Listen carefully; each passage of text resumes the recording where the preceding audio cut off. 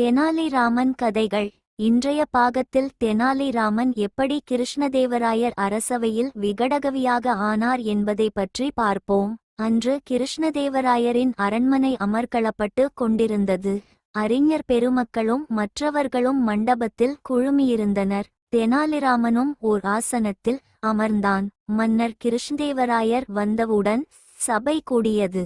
வேற்றூரிலிருந்து வந்த தத்துவஞானியை விழாவை தொடங்கி வைத்து விவாத மன்றத்தை ஆரம்பிக்கச் சொன்னார். தத்துவ ஞானியும் ஏதேதோ சொன்னார். ஒருவருக்கும் ஒன்றும் விளங்கவில்லை. அவர் பேச்சின் இறுதியில் மாய தத்துவம் பற்றி நீண்ட நேரம் பேசினார்.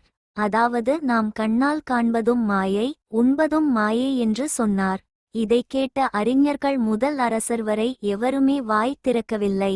ராஜகுரு மௌனமாகி விட்டார். சுற்றும் முற்றும் பார்த்த தெனாலிராமன் எழுந்து நின்றான்.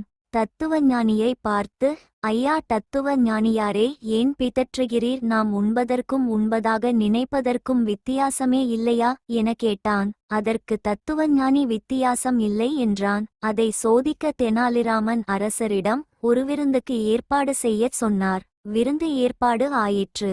அனைவரும் பந்தியில் அமர்ந்து சாப்பிடத் தொடங்கினார். தத்துவஞானிக்கு உணவு பரிமாறியும் சாப்பிடக்கூடாது என கட்டளையிட்டுவிட்டனர். அதனால் தத்துவஞானி தன் தவறை உணர்ந்தான். இதை பார்த்த அரசர் தெனாலிராமனின் திறமையை பாராட்டி பொன் பரிசளித்தது மட்டுமில்லாமல் அன்று முதல் அவரது அரசவை விகடகவியாக்கினார்.